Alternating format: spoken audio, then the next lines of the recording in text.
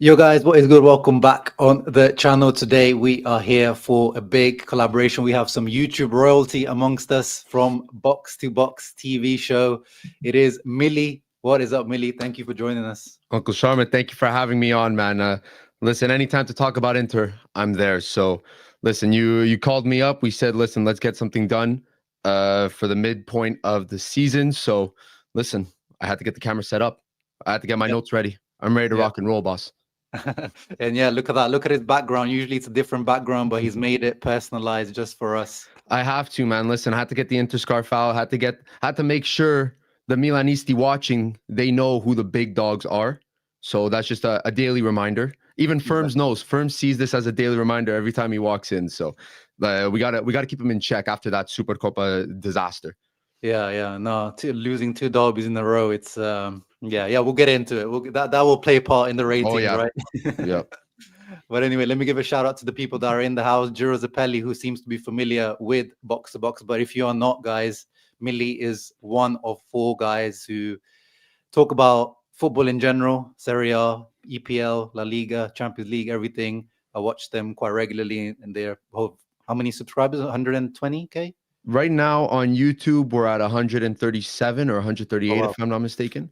And nice. listen, we post weekly every Sunday, and once in a while we sprinkle in a midweek upload just for everyone. But yeah, man, honestly, like this is the cream of the crop content. This is the type of content that I love doing, is talking about Inter, talking with people that know ball as Yeah. well. So listen, it's great to be on. Yeah, that's what we like to hear. Yeah, of course, the box to box. There's some members. One is called Vava. He has very hot takes. Like when he says things, like sometimes I'm like, how is Millie staying calm on this? Because he has some very outrageous takes. Dude, But the crash outs. I'm known for crash outs now on the pod, which is they know how to push my buttons, especially with the Inter slander. So it's yeah, tough. yeah. It's tough to keep it calm. But I don't think there's going to be any crash outs today. So No, no, no. That's why I yeah, invited Millie because he doesn't exactly. get enough opportunity to talk about Inter on the box to box. So that's what hopefully he can do today. And yes, Mattia, thank you for reminding all the good people in the chat. Leave a thumbs up, subscribe to the channel if you're coming over from box to box.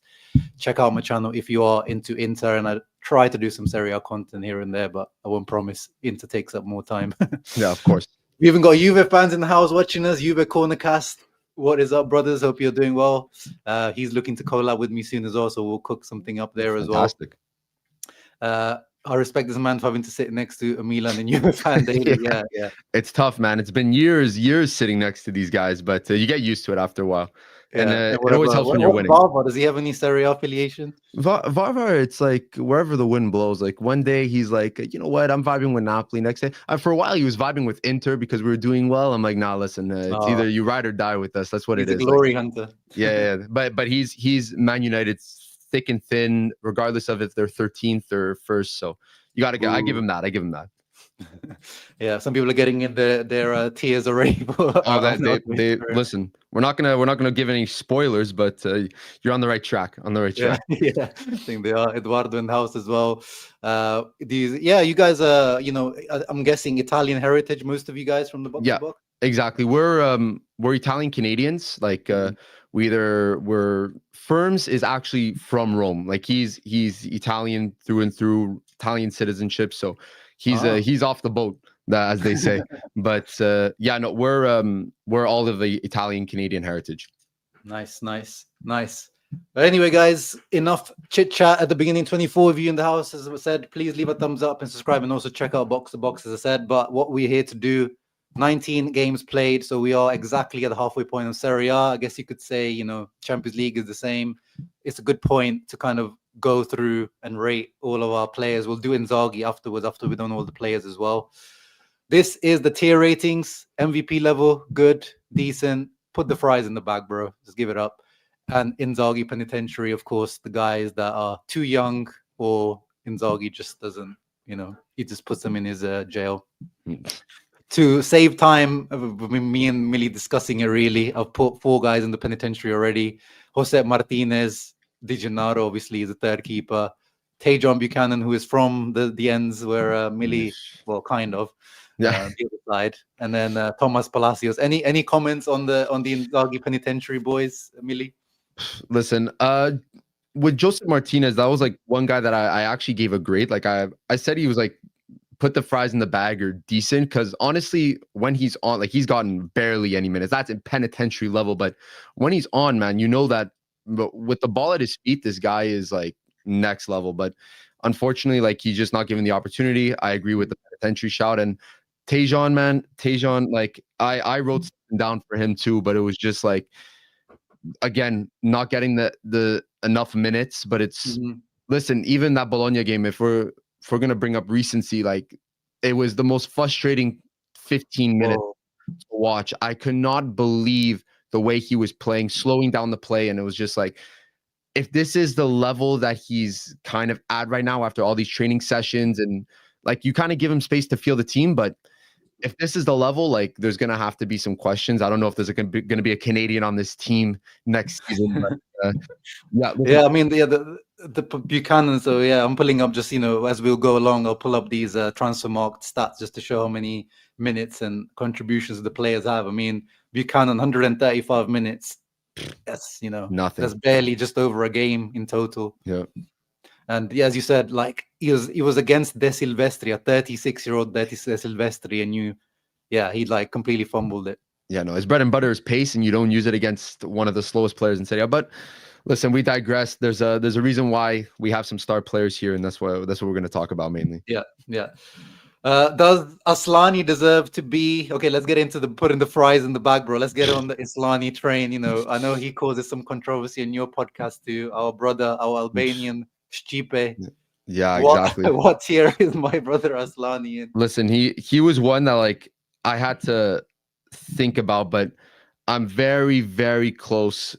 I think, be careful now. Be careful now. But yeah, no, this is put the fries in the bag. Like I would, if there was something below Inzaghi penitentiary as like just get out of my club, I would put him there.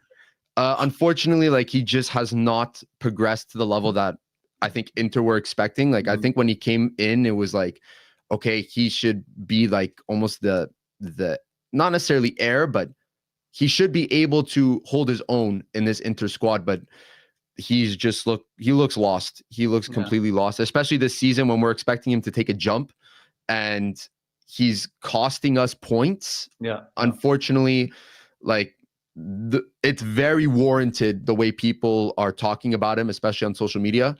And listen, you could have a good couple games against an Empoli. You could have versus Cagliari, Hellas Verona. But when we're called upon you, when Chala's injured, to play against even decent Bologna level talent, Fiorentina level talent, and we can't rely on you, like there's questions that need to be asked. I don't think he's Inter level. Yeah. Would you cut losses like most of the fan bases at the moment, ready to kind of cut losses with him, loan him or sell him in January, or where are you on him? It's really tough. Like I don't think there's any suitors in January. Like, and the problem is like, okay, you get rid of him in January, but who do you bring in because Chala's still out for 20 days or so. You really don't have another backup option. Like I think today, like as of time of recording, it's right before the Empoli game. I think Inzaghi's thinking of playing Zielinski as that regista role. So the confidence is just not there for Aslani. I was a really big fan of him when he first came in.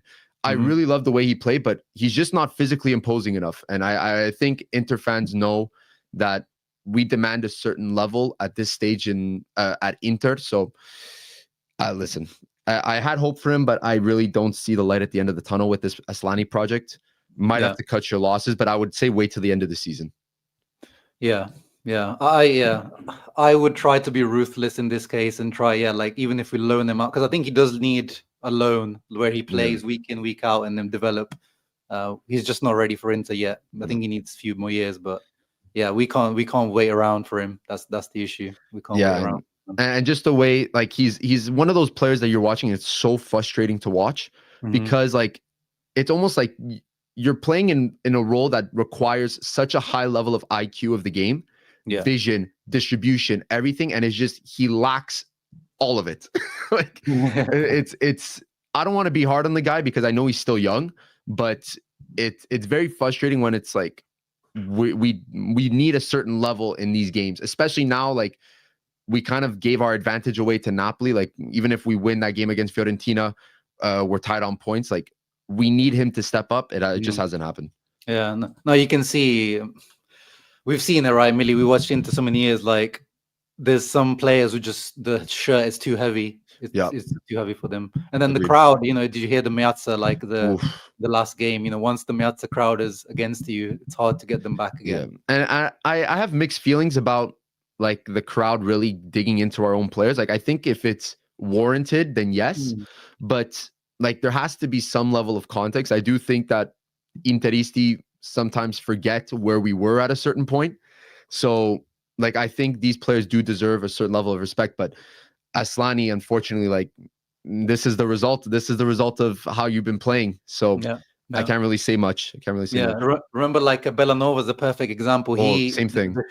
He got booed off, and then, like, he had a nice year loan to Torino, and now he's good for Atalanta. Like, is he ready? Is Bellanova ready for Inter? I still wouldn't say he's ready for Inter. No, he wasn't.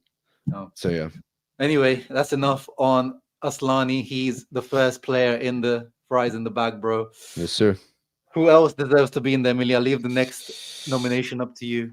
Listen, if we want to talk about fries in the bag, we could go to his treacherous twin in Davide Fratesi, because I know he has garnered a lot of heat recently, and you even put out a video on his situation. But man, this is a fries in the bag situation that pisses me off. Like, he put the fries in the bag in Rome. Put the arrosticini in the bag in Rome. Like this is unfortunately, we brought him in for the Grinta. We brought him in for the presence that he brings to the locker room, and that just has not been here this year. And it seems that his role is, he seems very confused as to like what he's trying to play.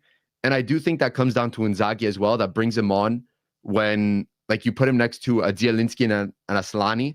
Like, where's the physicality? And he's playing way too attacking. But listen, he hasn't been at the level that we were expecting him to, especially coming off of last season. This is fries in the bag situation, boss. I don't know. I feel like because of the transfer situation, I understand.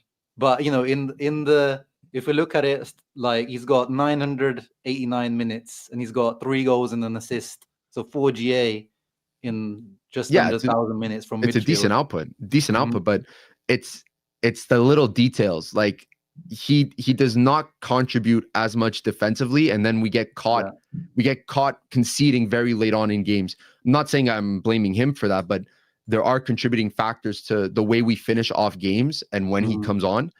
And I think he's inter-level? Like, he's shown that in the past that he could be inter-level. He's been Italy's top goal scorer, like as a super sub. But I think he's looking for a more prominent role. But listen, you have 3 midfielders that have a chokehold on those positions.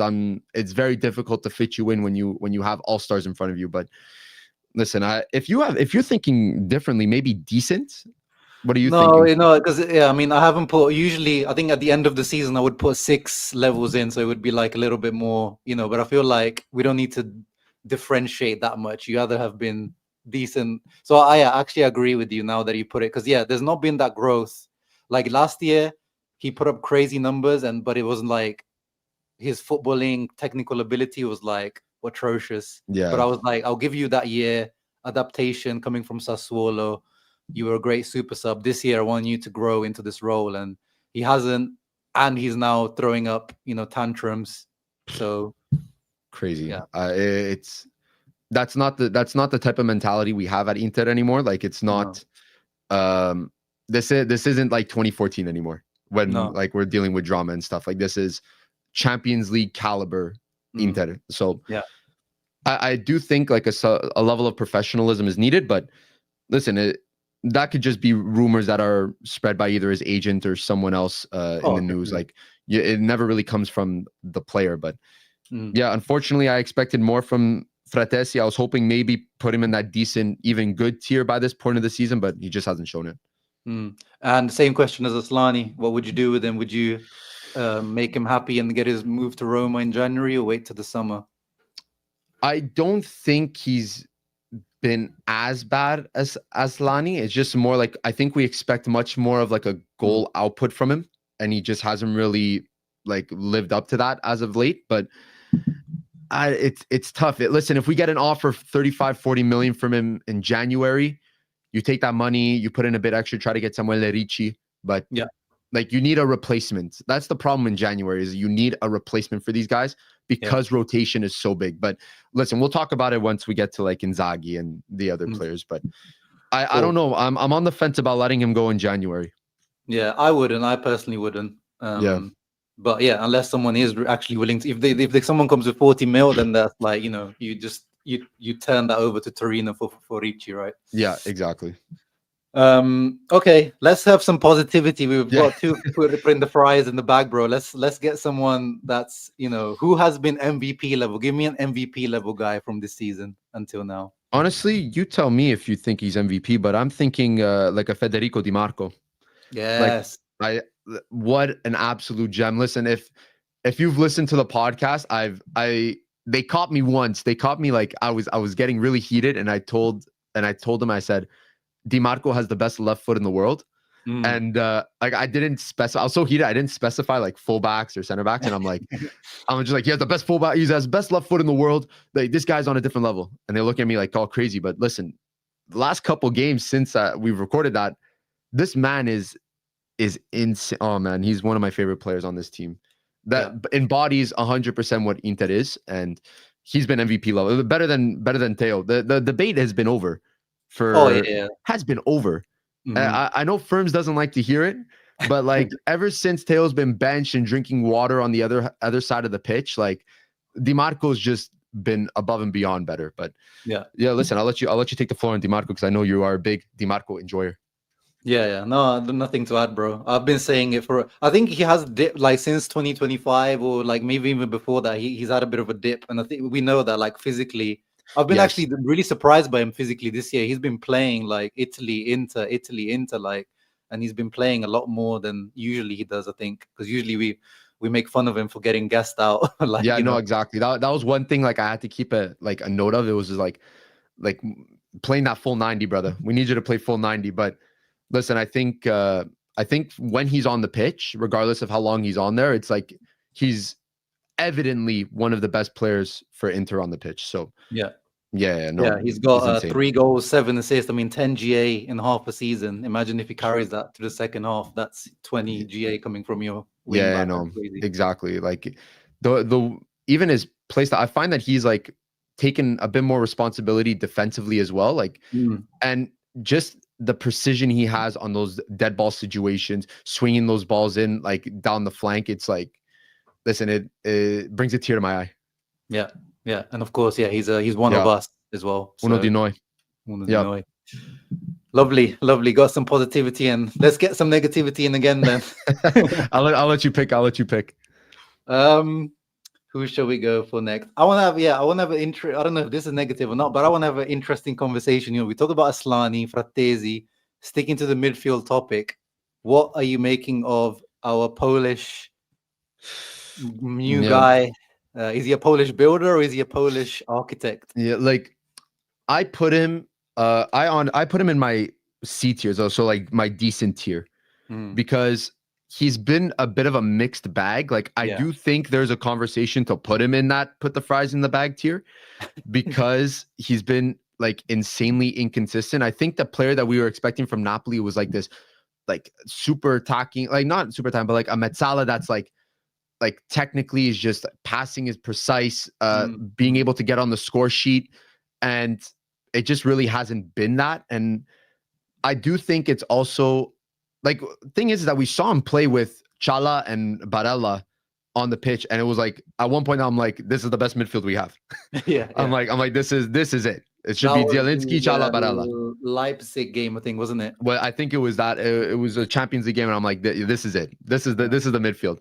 But you put him with an Asllani on the pitch. You put him with even a Frattesi on the pitch, and it's almost like he doesn't really know what to do. He's very hesitant on the ball, and He doesn't shoot. He doesn't shoot. Brother. I just need you. You got the green light. You got the green light. Don't worry. You've shown it in the past that you could score goals.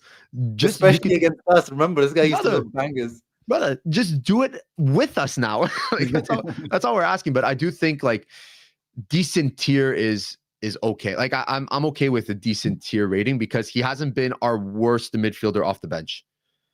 Yeah. I guess we were just expecting him to kind of, we know that Mkhitaryan is Inzaghi's boy and he's never gonna get benched. But we were thinking Zielinski's gonna push him, but we haven't really.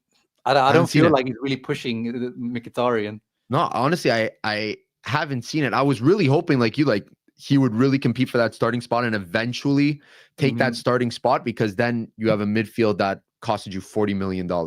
Like, imagine you have Zielinski, Chala, and Barella, 3 midfielders that are world class and costed you less than 50 million. Yeah. So unfortunately, he just hasn't taken that step yet. But like, I'm still in the camp of like, give him a bit more time. Yeah. But it's more just like Mkhitaryan, man. Like I don't know what type of spell he has Inzaghi under. The fact that he gets minutes, but listen, we'll get to Mkhitaryan in a minute. But I do think Zielinski has the quality to be an Inter starter. He's shown it. So it's just unlocking it. That's going to be up to Inzaghi, but definitely decent tier. Yeah, decent. 2 goals, 1 assist is a bit disappointing, and the 2 goals obviously are the 2 penalties in the same game against Juve, which is nice to have another penalty taker at least. Which is great. Like, but listen, especially with Chala out, like you need that. But I don't think we could rely on 2 penalty goals and say that's a starter level midfielder.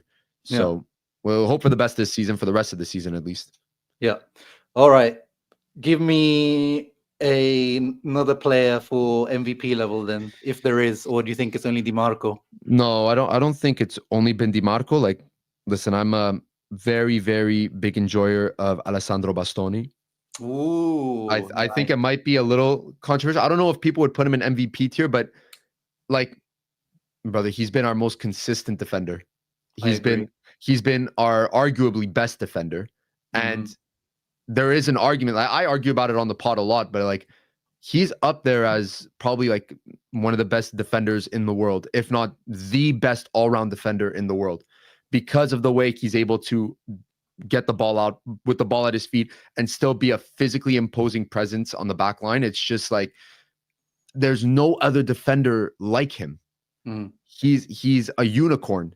So you have to put him MVP tier, especially this season. He's really taken, I wouldn't say a giant step, because he started at such a high level, but he has taken a slight step forward to becoming one of those elite defenders in the world. So I'm sure people, I could see like people are agreeing. Eduardo's agreeing that like Bastoni's been the MVP this season, but I really struggle to see this team being as defensively solid as they are without him. No, if that makes sense.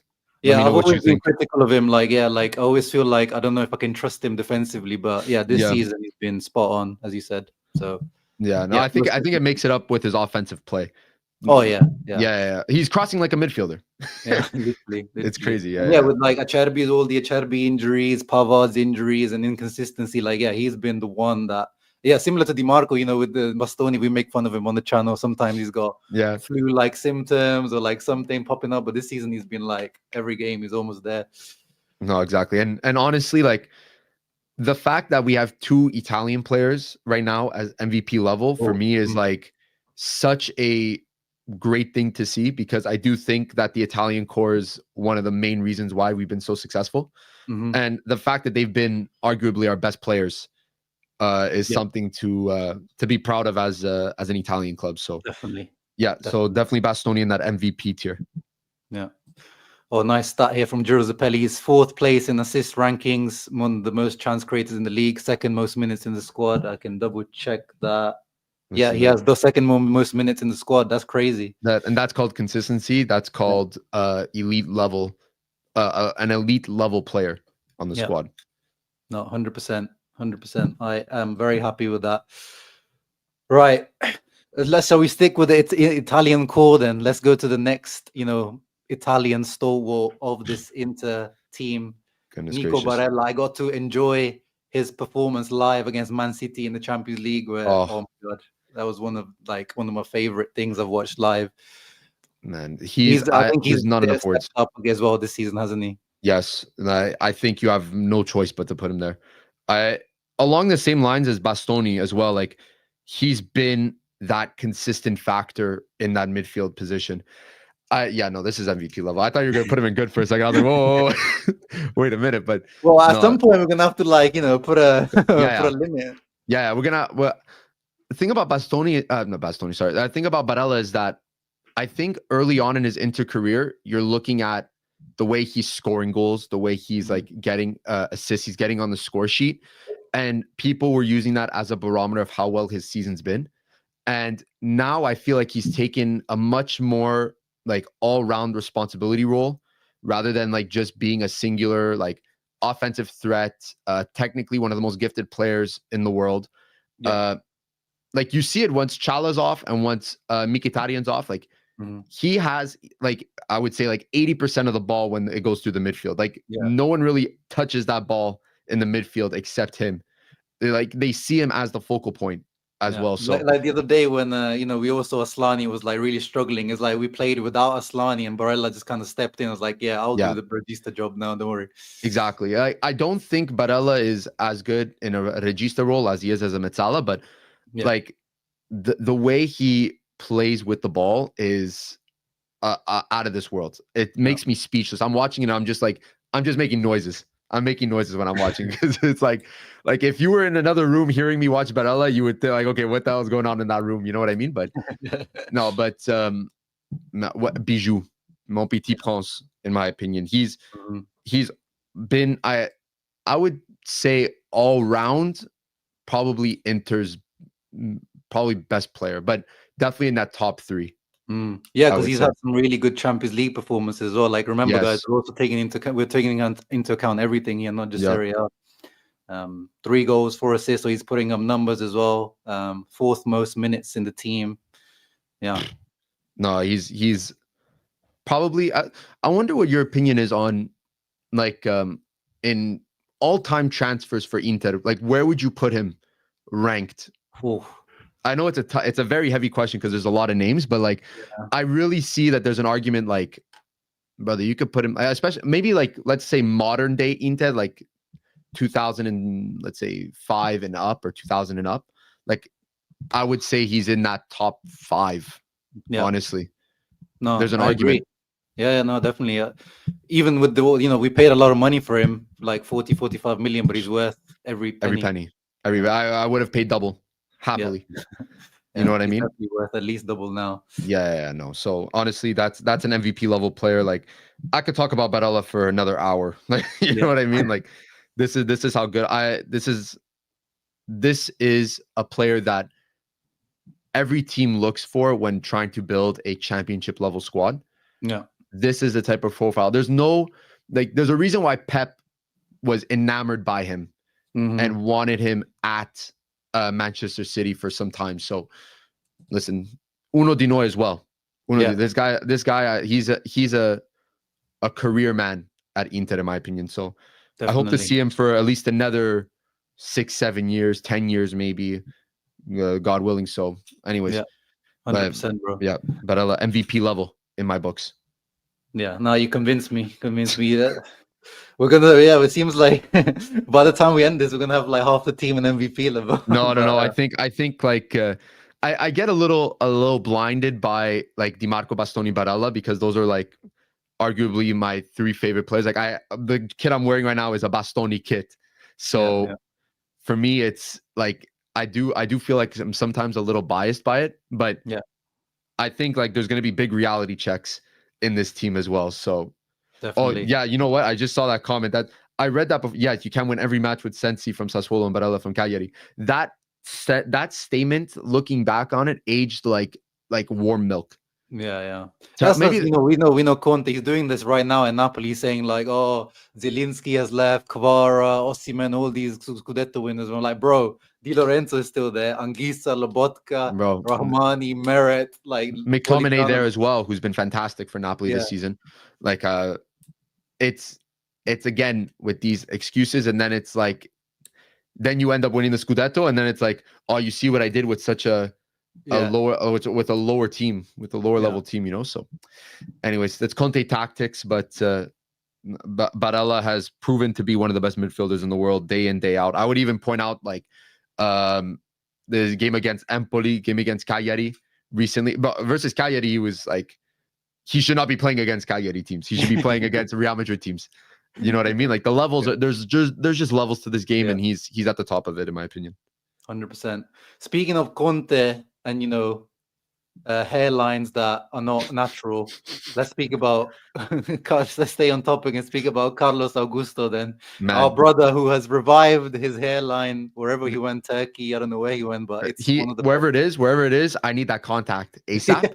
And I'm going to need him to go to Intermedia House and try to get some new photos, because we cannot keep putting Carlos Augusto hair transplant whenever Inter make a graphic, whenever we have to make a graphic, like Carlos Augusto pre-COVID hair, like a pre-transplant hair. I'm like, brother, come on, I need you to just walk into the studio and take another photo, please. I'm begging. But yeah, no, I think you're hovering over the decent. I would honestly put him decent. Let me see where I have him, but I have him listed. One sec. Yeah, exactly. I have him in my B tier. Well, B tier is good, but I would say decent. Okay, because we haven't got anyone. Let's put him in the good. We haven't got anyone in the good. Let's put him in there, and then maybe we'll see if we want to move him afterwards. Because I feel like as a substitute, he has been a good substitute, right? Yeah, and I think considering the level that our substitutes have been playing this season, he's been one of our best substitutes. So, like, he's been a very, very good stopgap. Like when like Dimarco comes off, like defensively, he's very solid. Like I honestly, when he was playing left center back at a certain point, like I do feel like I'm like, oh, okay, well, we have a left center back option now, because the way he was playing as left center back was actually very, very good. But even in that left wing back position, he's still effective on the ball offensively, and defensively, he's able to take his responsibilities. I would say, like, just maybe recency bias, but that Supercopa game, like there were kind of some glaring issues with the way he was playing, where it was just like lapses in judgment, or like not really necessarily making the right decision. But listen, I think Carlos Augusto has definitely solidified his spot on the bench.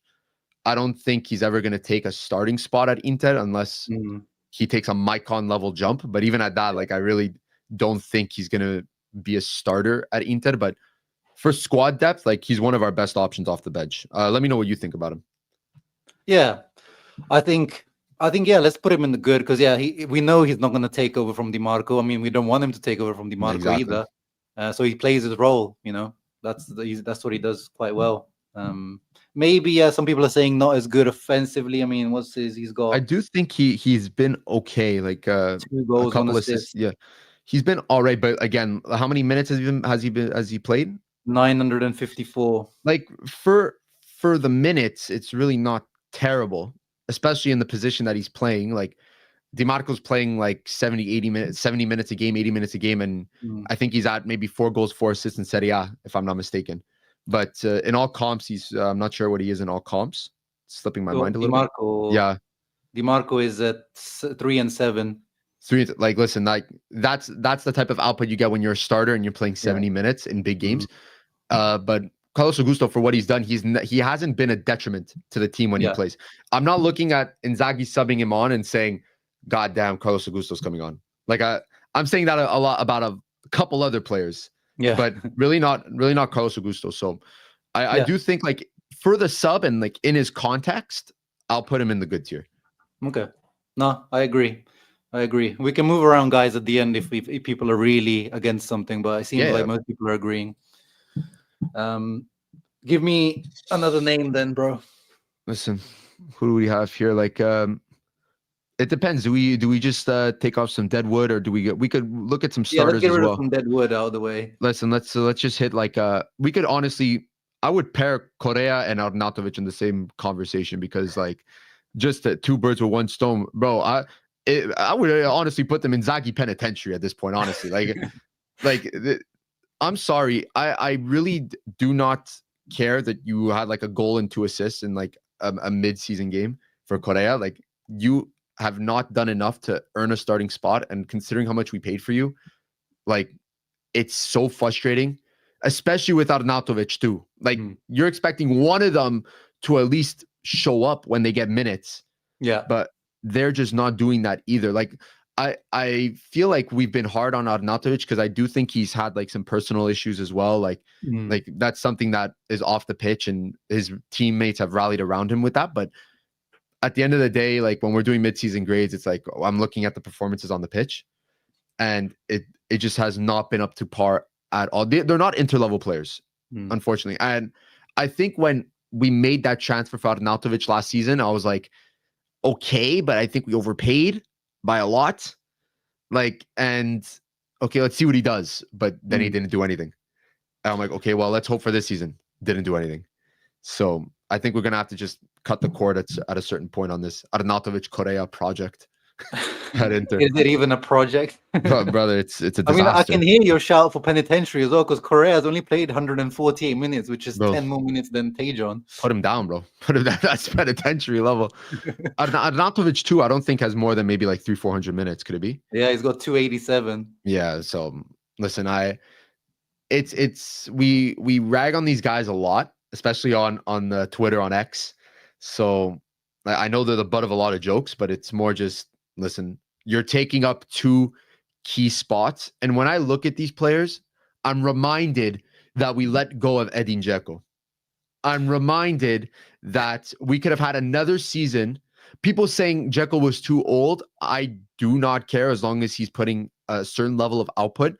And I could promise you he would put up much more numbers than an Arnautovic or a Joaquin Correa at this point.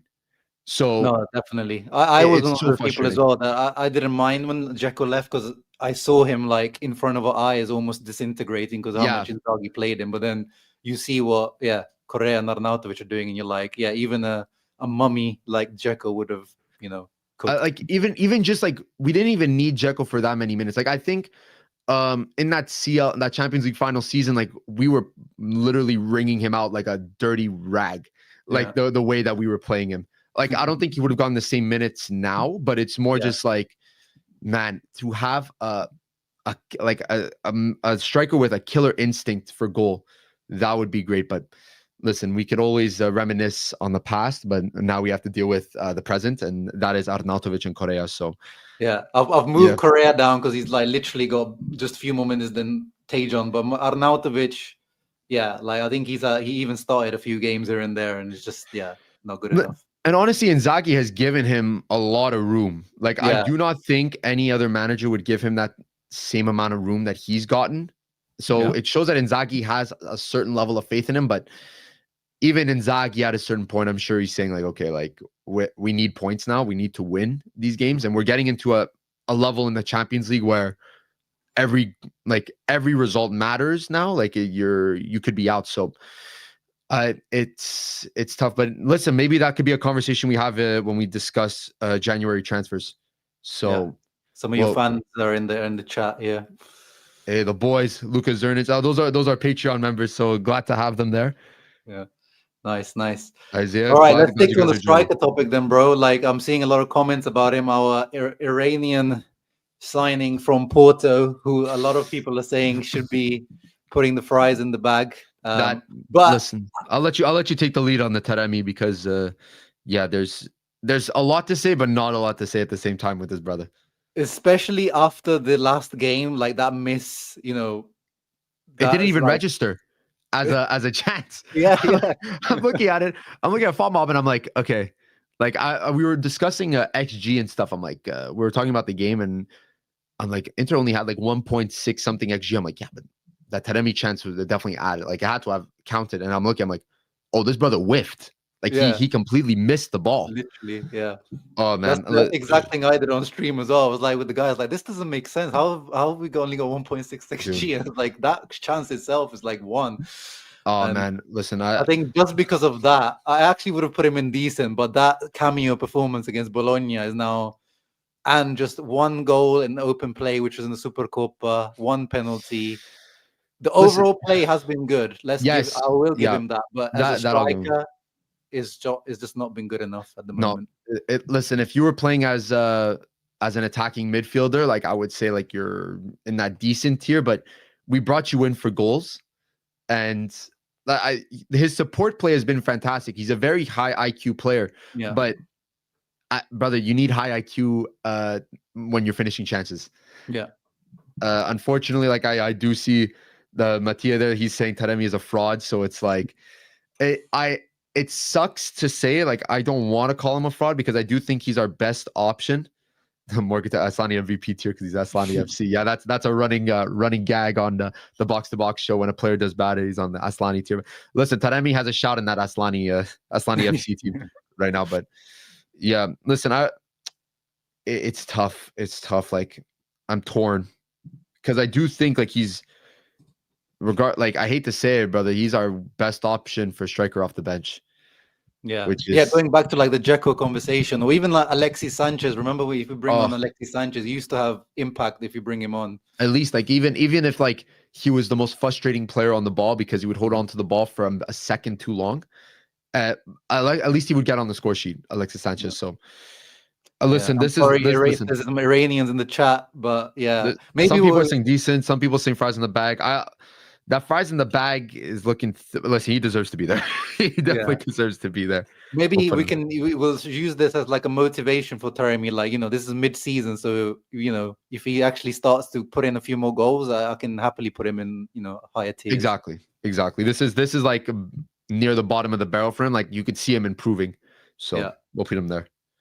Let's move on. Let's just finish up the goalkeepers. Sommer, where would you put him? I think he was a little bit over criticized at the beginning of the season. I think he's been good. I think good as well. I gave him on my rank, I gave him an A. So he's definitely in that good tier because it's tough with Inter goalkeepers because we saw it with Andre Onana as well, where his goalkeeping stats were so eye popping, and a lot of people that weren't really watching games would automatically assume like he was the best goalkeeper in the world, hands down. And to a point, he was. But you also have to give credit to that back three that were an absolute fortress. And I do think as of late, like I would say the last 7-8 games, like since the Bayer Leverkusen loss, even before that, honestly, we've been an absolute fortress in the back, and the amount of clean sheets he has, I think he could it be like 11 clean sheets in Serie A? Like, you might have to check the stat on that, but like in the Champions League, he has 5 out of 6 clean sheets, and he's only let in 1 goal. He has been someone that I don't look at in the squad and have issue with being in it, if that makes sense. Yeah, in my notes I wrote like I compared it to Handanovic situation where like you were nervous when he was playing.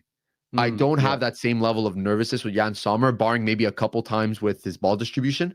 But he has been very, very reliable. And that is what we need in the back. Like, I don't need a world beater goalkeeper. I just need you to make the saves when it matters. And that's what he's done. Like even with Bologna, he got a touch on who took that shot? It was I forget who took the shot, but it was like Moro.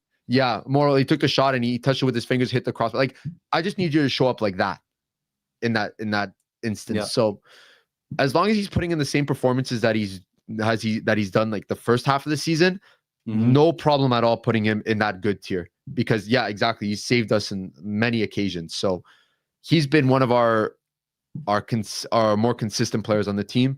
And this is a good level tier in my opinion. Yeah.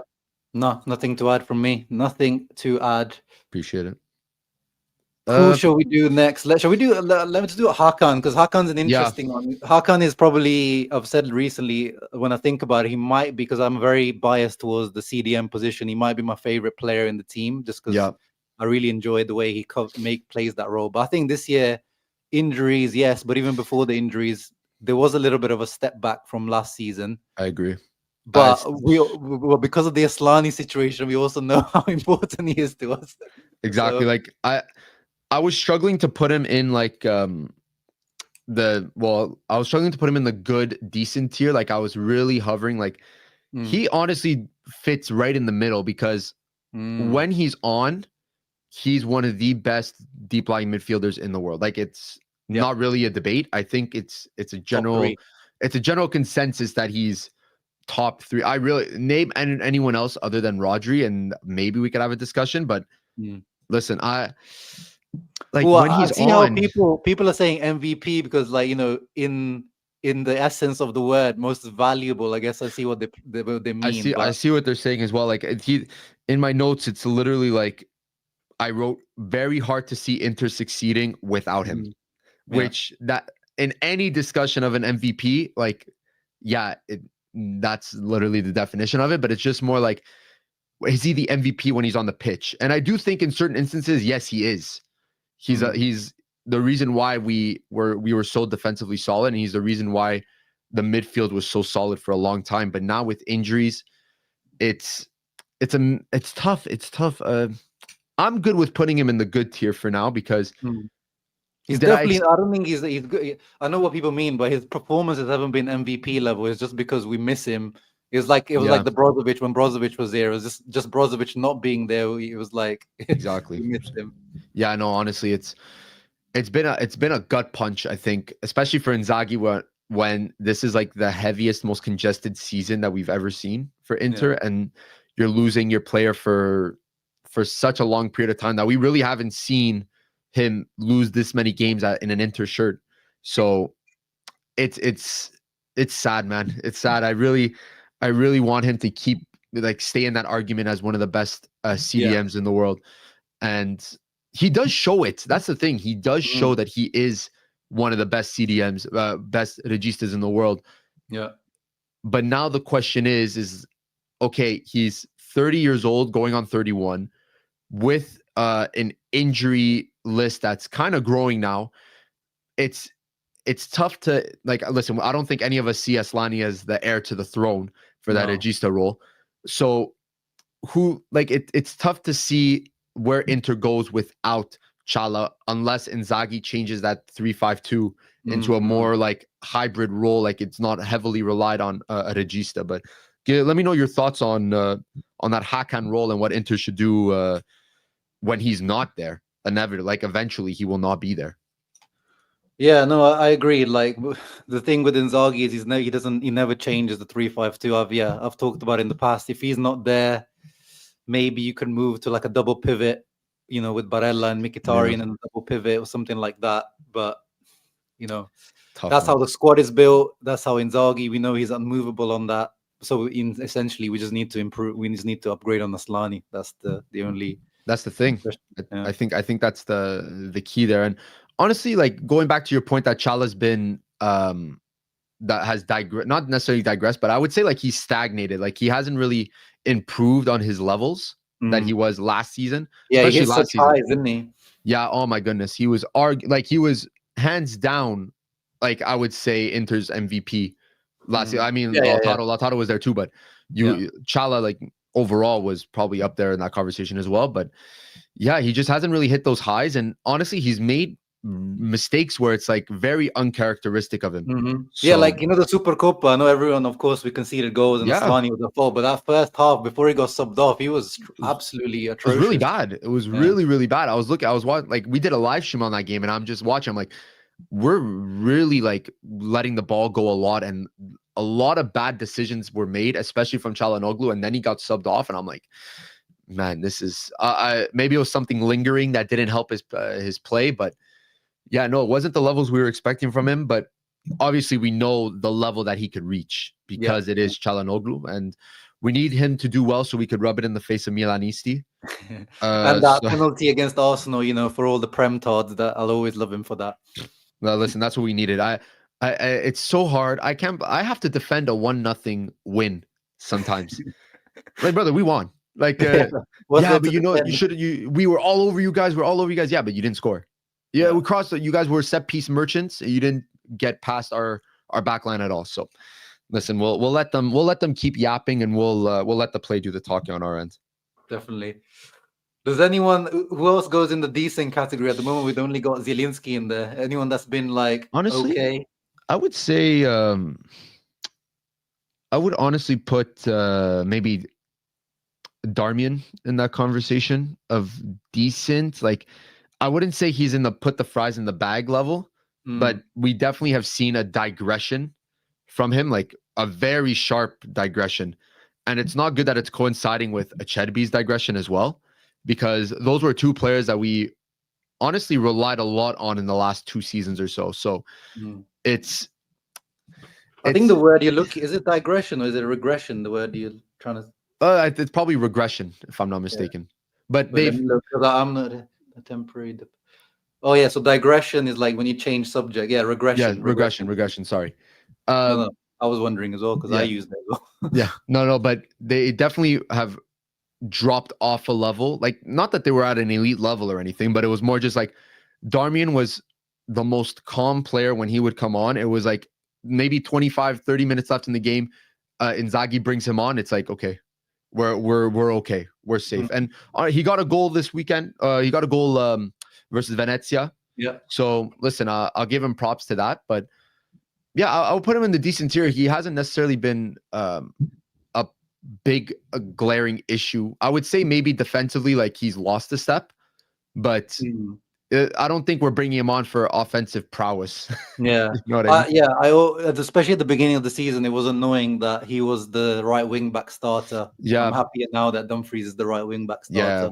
Yeah, and honestly, yeah, like he's much more suited to that right center back position. Yeah. And he should not really be given any offensive responsibility or tracking back responsibility. Just let him stay in that right center back position. Stay by the midpoint of the field, and just if there's a counterattack, like you know that he's there. So yeah, I'll put him in the decent tier. Unless are you thinking in the fries in the bag or? No. Yeah, Darmian is never fries in the bag. I'll give him the fries. Perfect, exactly. Yeah, he's the example model professional. Yes, 100%. Let's talk about someone in the same position who has definitely taken a step back. Yeah. Benji Pavard. That one breaks my heart. Breaks my heart, man. This is again a situation like decent or fries in the bag. I'm torn. I love when he signed for Inter. I loved it, the signing.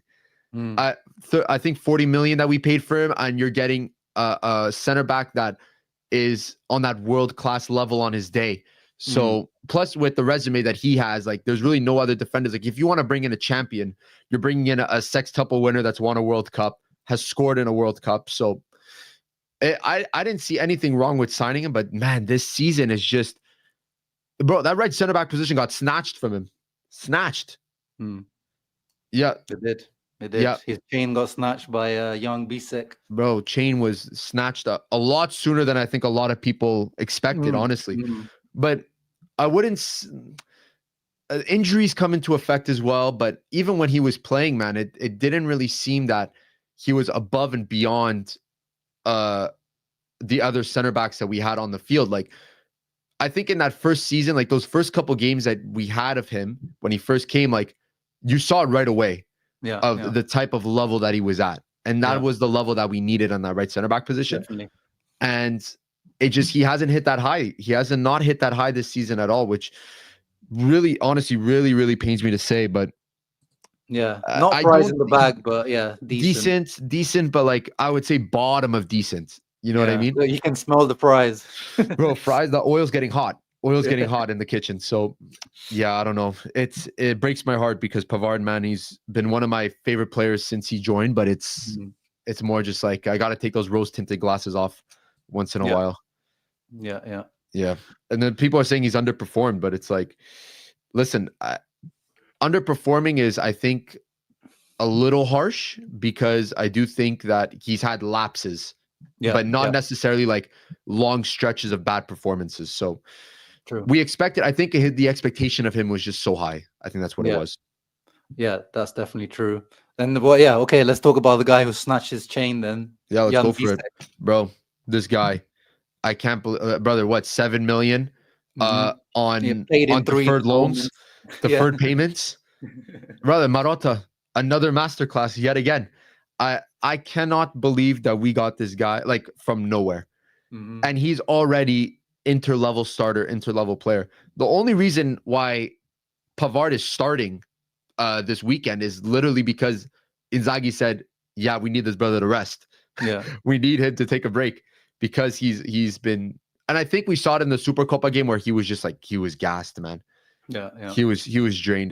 But he definitely deserves that right center back spot. Like, man, the He had physical some mistakes specimen. at the beginning of the season, but again, Yeah. the young centre back, is expected some mistakes. Exactly. But overall, sometimes he covers in a left centre back as well. Sometimes he's even started in the middle of the three. Yeah.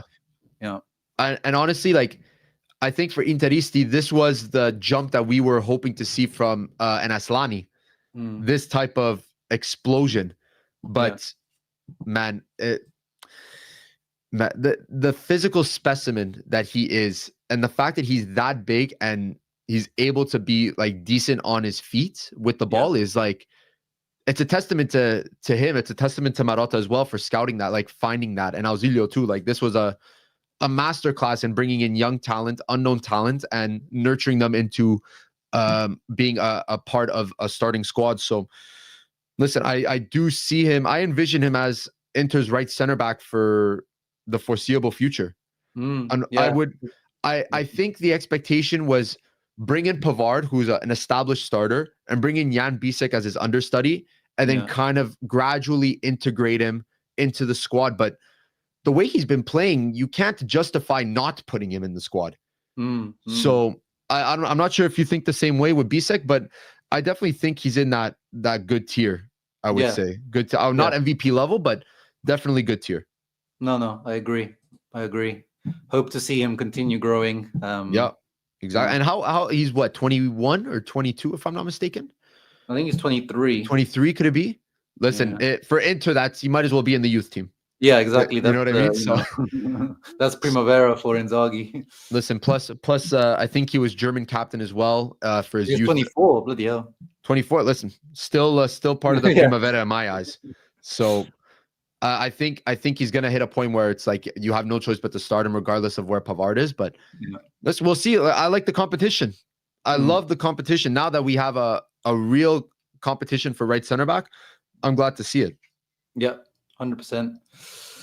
Who do you want to do next? We'll leave Lautaro. I'm going to leave last. That's really my only stipulation. That's not a problem. Listen, we have quite a few defenders here, but I think that's the issue of playing a 3-5-2 is you're always going to have five defensive players. But let's do vrij because he's been, because of Acerbi's injury, this guy has had to step in way more than we needed or thought before.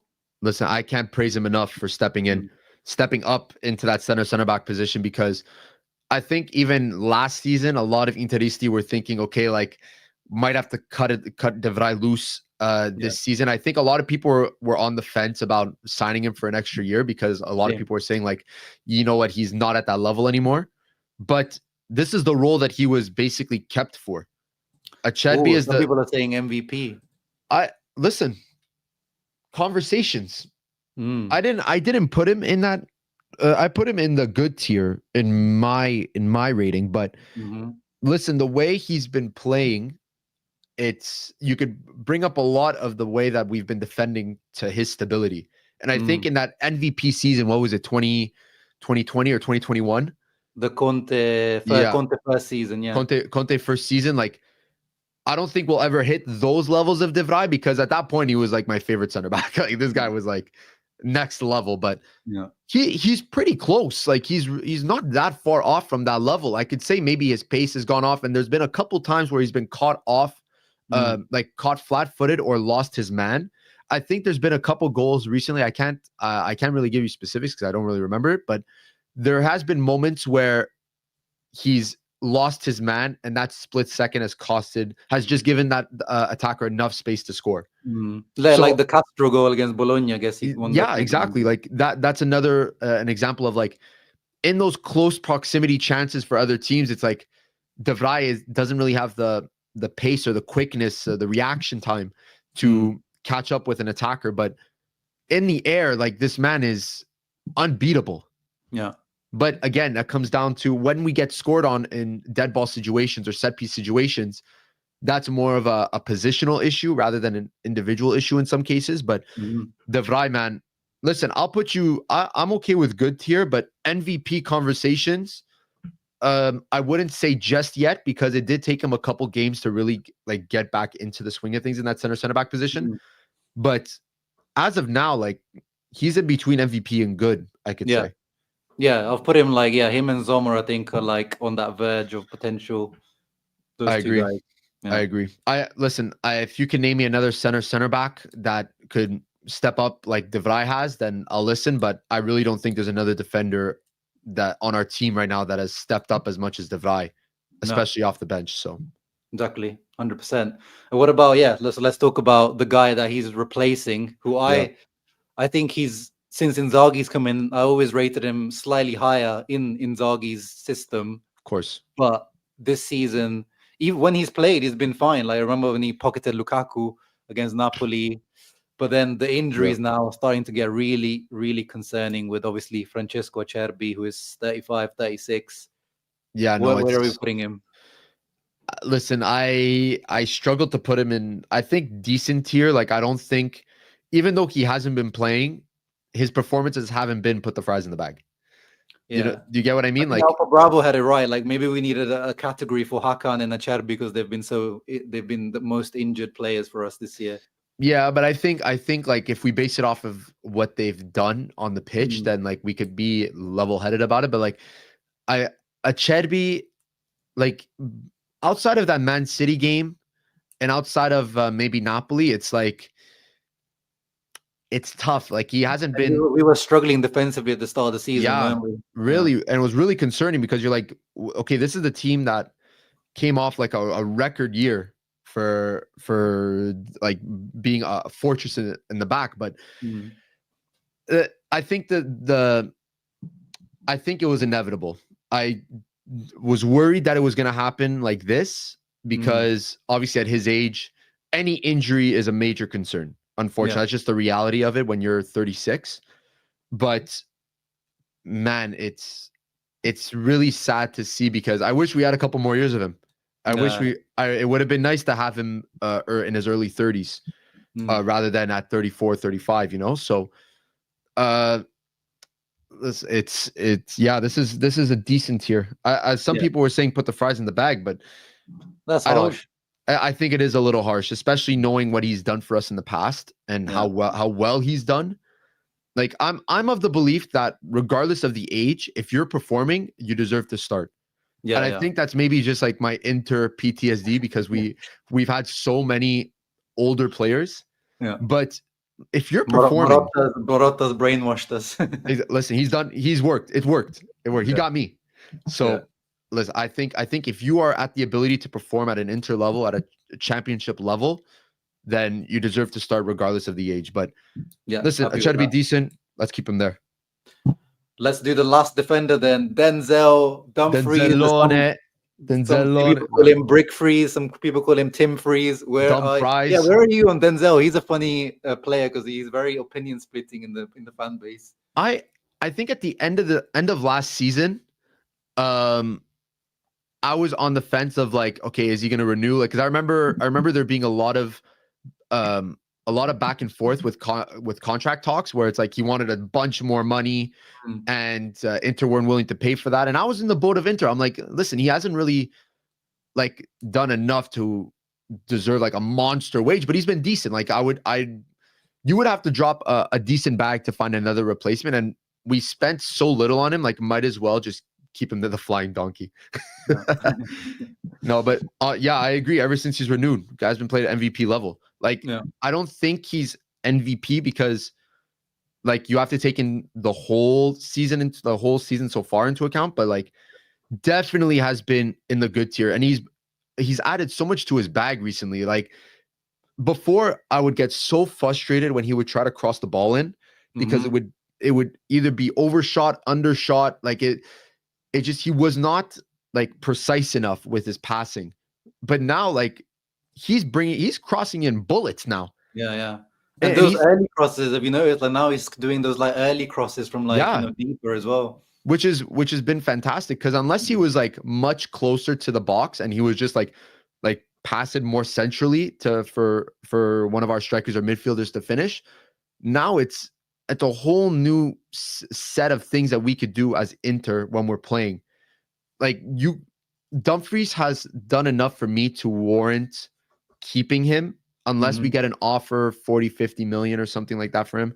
Like I remember there was rumors of maybe like a 30 million or $25 million from maybe West Ham back in the day, but yeah, but I don't think he's honestly, it's kind of crazy to say, but like the level of output kind of reminds me of like Hakimi Hakimi Conte vibes. I know it's a bit of a stretch, but in the sense of the recent form is not a stretch. yeah, like in the sense of like he's not as technically gifted as a Hakimi, but yeah, the wing back to wing back play has been something we've seen from like those Conte days, even early Inzaghi days, and now it's like kind of finally back. Like that Dimarco Dumfries, like before you would expect Dimarco to be the one that would bring in the balls, like and like do those precise crosses, and he still does. But now you could do it on the right side.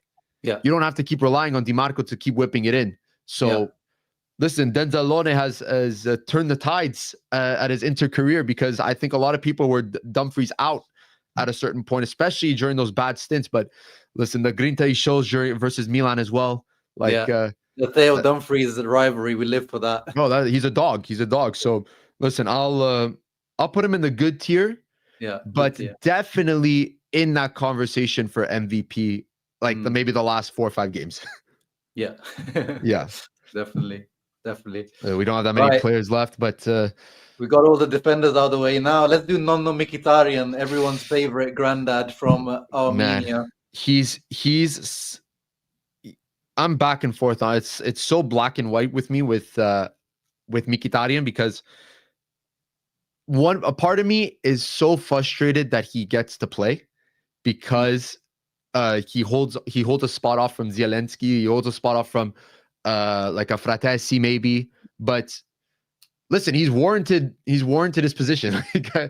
I can't really force it, but I'll put him in the decent tier. I know it's a little harsh, but I think that first stint of the season was extremely frustrating, because he said it himself. He said himself that he started off the season badly. Yeah, and honestly, the way he would, like, his passing was just not there. Defensive responsibility wasn't really there either, I would say. Like, he was okay, but boneheaded decision making. If I have to sum up his like first half of the season, it's boneheadedness. Like, just very, very poor decision making from him on certain instances. But like overall, there's a reason why our midfield was very good for a certain stretch, and he's a part of it. He's one of the 3, right? So he definitely deserves a starting spot, but I think that's also because our midfield options off the bench have been so abysmal that, like, Inzaghi has no reason to really drop him. Zielinski hasn't really given him an excuse to drop him. No. Fratesi hasn't given an excuse. Asllani has given no excuse. Yeah. He's actually enforced the reason why Mkhitaryan is still playing. Yeah. So listen, Mkhitaryan's a mixed bag. I think some Interisti hate him, some Interisti love him. But best of the decent, I would say. Because he is a starter at the end of the day. Yeah. No, I really appreciate Mkhitaryan. But yeah, I still think he's similar to Zielinski. He's got potential for more output. Like, he's almost like he's forgotten how to shoot since he moved to Inter. Apart from that Juve goal, I don't get it. The 2 goals he scored against Milan last season. It's like this guy at Roma was putting up like 10, 15 GA, and obviously at Dortmund used to put up like 20, 30 GA. Like, it's like Inzaghi's like magically washed it out of him. I don't know, but they're too generous. They're too generous. That's what it is. But how many? What's his contributions? Well, actually, this season he's been a little bit better, 4 and 4, which is actually pretty good. 8 GA. That's not bad at all. Honestly, he has scored some very, very nice goals this season. I'm not gonna. It's tough for me. I struggle to think of specific moments in games, but like I remember them. I remember Mkhitaryan scoring. You know what I mean? And I remember it being very, very nice goals. Yeah. And he has brought the numbers to a level where it's like, okay, we kind of need to start him. And you're hoping the offensive output would balance out the defensive liability. But I don't know. I think he has stretches where it's never balanced. He's either like offensively very, very important, and defensively very, very unreliable, and it never balances out. He's either extremely productive or he's not productive, but like defensively he's improved. So it's like he could find that balance. Once he finds that balance, he'll be much more like of a integral piece. But he's definitely, out of our 3 starting midfielders, he's on that bottom tier. He's third. He's 3 out of 3. You know what I mean? So okay, yeah, I can live with that. I can live with that. All right, now we got the last 2, the boy. Tula. This is listen, as you said, the stipulation is that we end on Lautaro, so we have to go with Thuram here. And Thuram, brother, put him straight to that MVP tier. You don't have to say, I don't have to say a single word about it. The jump that he has made this season from last season, it's safe to say that he's our main offensive output now. I'm sorry to Lautaro, but we look to him to score goals now. And like, for the viewers that are watching, and like I'm sure they watched the Bologna game as well, the way he was playing, regardless of the game ending 2-2, that was an MVP level player. Yeah. The way he basically took over the offensive responsibility of Inter has been great to see, honestly. I'm very, very happy that even though Lautaro hasn't been at the MVP level that he was last season, at least it's being balanced out by Marcus Thuram, offensively scoring goals, producing assists, getting chances created. So listen, I would love to see Lautaro at MVP levels with Thuram playing at this level, but let's hope for that in the second half of the season. But as of now, Thuram is probably, dare I say, the front runner for Inter MVP this season. Yeah, because where would we be without him? Brother, knowing that our offensive options off the bench have been so terrible, and he's stepped up like that. Listen, that's MVP tier, no questions asked. Yeah, and he's played 1,700 minutes. He's got 13 goals, 6. So he's already almost on 20 GA, which is must be his best tally already. Brother, he could hit double digits. 7 last year or 13-7 last year. It could be something like that, if I'm not mistaken, in all comps. But like, the fact that he's at this point now this is the type of jump that we expect from our players. Yeah. Listen, and we'll keep saying it, bro. That's a free transfer. Listen, that's €0, bro. €0. I'll keep hitting this to firms every single day, to Pala every single day. This is how business is done. We just signed a player that's worth 70 million, 80 million for $0. And this is the type of level that we expect from Thuram. I think fans of Thuram when he first came were like, okay, it's great. Like, he's a very, very good player, but let's see how he plays as a striker, because that wasn't necessarily his like main position. But listen, he's taken over, man. He's Inter through and through. Like I might consider getting a Thuram kit. My next kit might be a Thuram kit. I don't know. I'm thinking about it. Unless those PSGs and Prem teams come calling. Bring a bag, bro. Bring the Brinks truck. Unless you got 80 million, like unless you got Cavada money. Yeah, minimum. The fact that Cavada went for 80 million, that's a whole different other story. But like this is minimum for Marcus Thuram. Like, honestly, there's some parts of me that wish he goes to the Prem to dunk on Prem heads. But I don't even need him to go to the Prem, because you got players like Milenkovic, who is Fiorentina fodder, that we didn't even want to sign, now leading Nottingham Forest to a title charge. So listen, I digress on the Serie A talk. Justin Kluivert is killing in the Premier League at the moment. Roma flop. So we don't got to talk about Serie A flops going to listen. We bring up Bruno Fernandes, I think, once or twice every time we talk about it on the podcast. But like, oh god, listen, that Marcus Thuram, absolute gem of a player. And again, this is one of those players. Where can Inter be without him? It's very difficult to see them being at this level right now. 100%. Not going to add anything to that. Perfect. Now, let's get to the juicy one that I saved right till the end. I want to see the chat first, guys. Lautaro Martinez, we're going to watch you in the chat now. This is very controversial. Very, very controversial. But Lautaro, man. Listen, I'll love Lautaro regardless of the output. But listen, Alpha Bravo saying Lautaro, love and hate relationship, brother.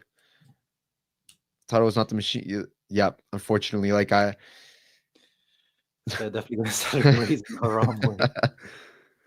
Listen, I think a couple of the guys are saying fries 100%. I don't think we're gonna go as so far as to say fries I because think if you consider if you consider the new salary, the reputation, and how much we need him, I can see the fries cause. But if we are objective, yes, I do think like I think a lot of these players there's context, but with Lautaro, like you can't look at last season and say, yeah, put the fries in the bag. I'm sorry. Like I know this is a first mid-season point report card, but listen, we know where Lautaro could be. Like we know the level that he could reach. And listen, I have him down. Like you tell me if I'm a little too soft on it, but like I have him in between like decent and good, but like I think I'm leaning towards decent.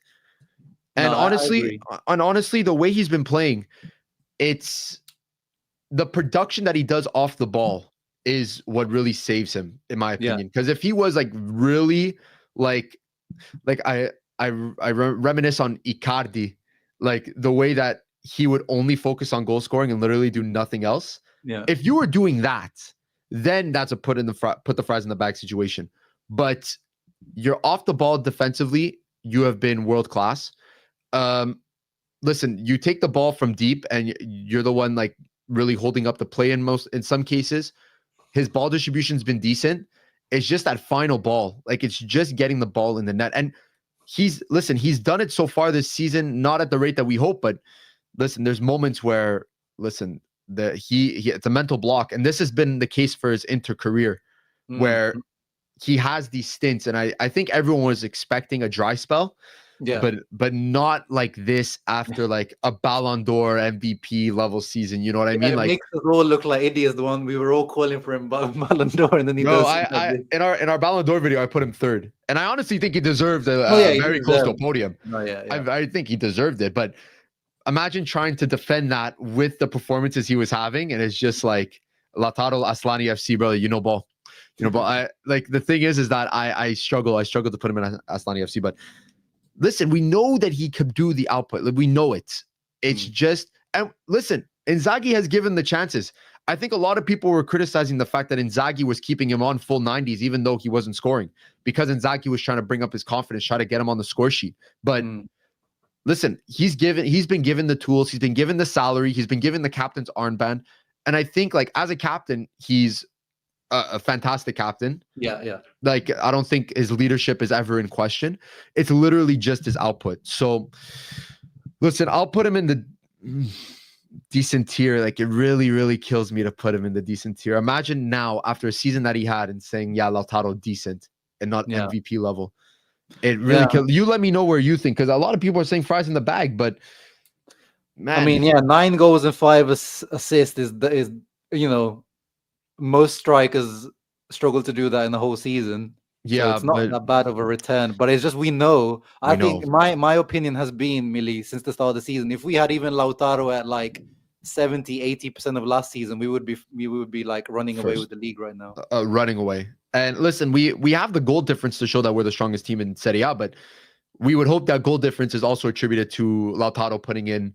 Well, he has 15 goals since last January. That's David Suazo level. Oh my god, man! Like, this is like, listen. He has a decent record at the San Siro, so I'm hoping like the home crowd has been very supportive of him. Like, I don't think he's been booed unless I'm listening. No.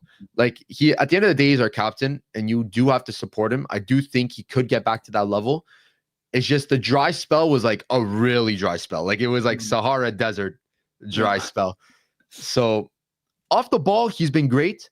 But at the end of the day, we're paying you to score goals. We're paying you to be our MVP, our captain. So pains me to say, brother, please do something to put you in that MVP tier. I'm Lautaro, can you do something for me, please? Yeah. Please, brother. Kills me.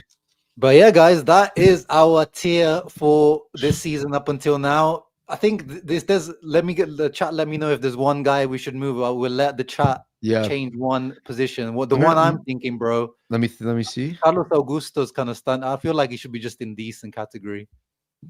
You know what? I'm looking at that list and I'm seeing like who else is there. like I struggle to put. Now I'm looking at it like I wouldn't put Augusto over Mkhitaryan. Yeah. Like, but I wouldn't put Mkhitaryan in good. So, like, yeah, like I would put maybe Augusto above Darmian, Augusto's hairline recovery is MVP level, bro. but His celebration is MVP level. oh yeah. But yeah, no, decent tier. Unfortunately, I would put him up like, yeah, around there. Yeah. Before Lautaro, above Acerbi, Oh, maybe. Lautaro, okay. I don't know. What do you think? Where would you put him? Yeah. Seems like the chat agrees as well. Take Aslani off the tiers, Bro. bring the big Brazilian back. Yeah. Yeah, no, it's put Arna down. Listen, we beat on him enough, bro. We just gotta ease up on him. Like I think we're not expecting him to be our top goal scorer. So like just we can leave him where he is, bro. It won't change anything. Yeah. It won't change anything. So that's the official Uncle Sharma and box to box into tier for this season. Now let's finish up Mili. Yeah. I haven't got one for Inzaghi, but we can just do it via talking. Maybe we can give Inzaghi a grade more than a tier. Yeah. What grade would you give Inzaghi? Consider Champions League, Serie A, Supercoppa, and also transfer window. It's difficult. Like I don't want to be too lenient. I also don't want to be too harsh because Inzaghi Champions League, brother, were unbeatable. Bar that Leverkusen game, which he admitted, like, listen, that was a game that we were just hoping for a draw and kind of calling it a day. Like we weren't gonna do crazy with it. But I'm gonna lean towards like a B plus or a B. Wow. Team said the exact same thing. Yeah, like yeah, no, it's like he's done. Like, listen, we're still the strongest team in Serie A. We're still producing goals. Like, listen, 6-0 versus Lazio doesn't happen every day. 5-0 versus Hellas Verona doesn't happen every day. But 4-0 Atalanta. 4-0 Atalanta, who's been a competitor, but we've always been a bogey team for Atalanta. Gasperini hates us, but hates us enough to blind himself. So I would, but then again, listen, I expect a better result against Napoli, where I do think we're a stronger team. I expect a better result. 2 derby losses in the same season. Like I know we won 6 in a row, and we've been their big bro for a while now, but it's still like we still have the players to be the big bro. Like, you know what I mean? Like you can't lose 2 derbies. 4-4 against Juve is very uncharacteristic of this Inter side, especially in the way that we tied that game. The one thing I could say about Inzaghi that has been a little lackluster is his game management with subs. And I would say the composure of the squad later in games has not been the Inter that we've seen last year, even the year before, honestly. Like we are dropping points very late in games, which is very uncharacteristic of this Inter squad, especially with the defensive record that we have. So I don't want to give him higher because I don't think we've improved as a team since last season. And I don't think, like, I do think we've had moments where we've been better, but not like consistently been a stronger side. But yeah, I would say B plus. I would say B plus. You let me know.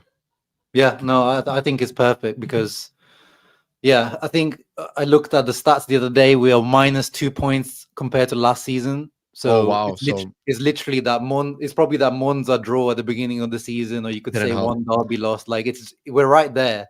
Yeah. So even Genoa too. I think that first game of the season we drew, if I'm not mistaken. Yeah. So listen, Inzaghi, I think Inter sign him for another 10 years. Like that for me, like that's my Sir Alex Ferguson. Yeah. Like he could get to that level of being one of the Inter greats. But yeah, I think transfer wise, we should have done a bit better because we did drop a bag on Fratesi a while back. Like he hasn't done the Martinez one. Joseph Martinez was a question mark. It's like, okay, well, we've seen that we could get value for goalkeepers. Why do we have to drop 15 million on a goalkeeper?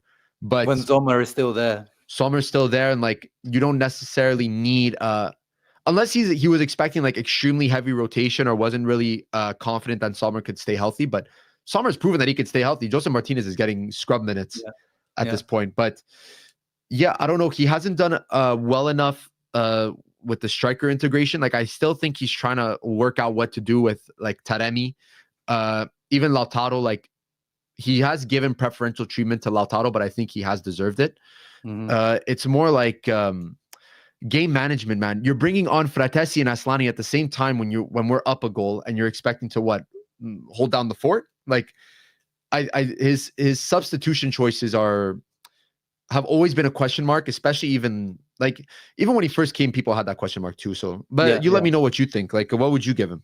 Yeah, no, I agree with you. B+, because Champions League, let's not forget, I was expecting to be top 8, but that was maybe me being like quite positive at the beginning of the season. But the way that we've done it by rotating so heavily, and again, I don't want to jinx it because we still need to like secure it, but we should be, Sparta Praga, we should like secure that next game. That he deserves a lot of credit for doing that, beating Arsenal, drawing to Man City when Man City was still good. That's what I try to bring up, bro. I try to every time I try to argue, we tied Man City, but they were a shit team. Like, no, we were facing a Man City with Rodri. Like, this was a treble-winning Manchester City squad. This isn't 12 games without a win Man City. That's not what we faced. We faced a very, very strong Manchester City team, and we drew. So, Inzaghi, I'll give him credit for those matches, but there are matches that, we should have done a lot better. But and some of Mercato, like you could say, when we praise Inzaghi, we'd also praise him for improving players. Like you could say that he hasn't really done that this year. Like, okay, Thuram's improved a lot. Dimarco, Bastoni, kind of gradual, natural improvement, you could say. But as Zielinski, Taremi's inclusion, Inzaghi usually gives us these, random players improving out of nothing. Yeah, and listen, we haven't seen like a monster impact from our bench at all yet this season, but listen, I have faith that he could turn it around. And there was a comment there literally saying like, do we blame Inzaghi for this Mercato? Like, I don't, because he's shown that like, even with less than nothing, he's still able to improve the squad and work with what he has. So I wouldn't necessarily blame it on him, but listen, the club needs to understand like the rotation that we will be seeing in the second half of the season we will see a lot of holes, and we're going to see a lot of regret knowing that, maybe we should have spent a bit more cash in the summer for at least a decent replacement. I'm not asking for a $50-60 million player. I'm asking for maybe a 20, someone that has enough ability to bridge the gap between a bench and a starter. The players that we have right now on the bench, the gap is just way too big between them and our starters. And that has been a monster glaring issue with this Inter squad so far this season. But I don't think that's necessarily on Inzaghi. I think it's just more like getting used to the rotation. We know Inzaghi loves to keep an 11. We've seen it for a very long time now. Like when he has a set 11, he would keep it. But now with rotation and with the amount of games that we're playing, like he's been strong-armed into rotating his squad. But I guess we'll see. We'll see in the summer. But this January, not looking good, bruv. Not looking good. Not looking good. Yeah, the only complaint I have with Inzaghi was that Supercoppa game against Atalanta. I think he could have rotated with that one because now we ended up, those 2 back-to-back games hurt us, and we got all those injuries after those games. So I feel like he could have managed that better. But that's about it. I agree. I agree, especially knowing that like we beat Atalanta comfortably every single time because we match up pretty much identical. Like we run the same system, but we just have better players. So it is what it is. Anyway, guys, we have gone for an hour and a half. Sorry, Mili, if you no, bro. Listen, I could have done another hour and a half on Inter. Don't worry. Right before the Juve Milan game. So just that's time to hate watch on Juve and Milan. Hope they both lose. And let people know. I talked about box to box at the beginning. Let the people know about box to box as we part. Yeah, no, listen, man. Honestly, some closing words. Thank you for having me on, man. It's a pleasure to be part of the Inter community now with speaking, discussing about the club. I try my best to do it on the pod, but when there's Milan and Juve and Manchester United there, it's a tough crowd. But listen, this is something that I've honestly really enjoyed. This hour and a half flew by, but listen, box to box. If you haven't seen us, we're on TikTok, YouTube, Instagram, even Patreon now. So we talk all things world football, and listen, we a little bit of banter. Listen, we're 4 friends at the end of the day, so there's a lot of banter. I'm sure people see it. But listen, honestly, again, thank you for having me on. It was an absolute pleasure. Yeah, no, it was really fun. Hopefully we'll get Mili on again to talk more Inter because he's been itching. I can tell he's been. I'm always itching. I'm always itching. And yeah, you guys make sure you check out. I might do a preview for the Empoli game if I've got some energy later. So keep a lookout on the channel. But obviously, I'll be here tomorrow for post-match reaction. Hopefully, we'll be 3 points. Aslani or Zielinski, whoever plays. Oh my goodness. See you on the other side, guys. Ciao, ragazzi. Always, Forza Inter. Ciao.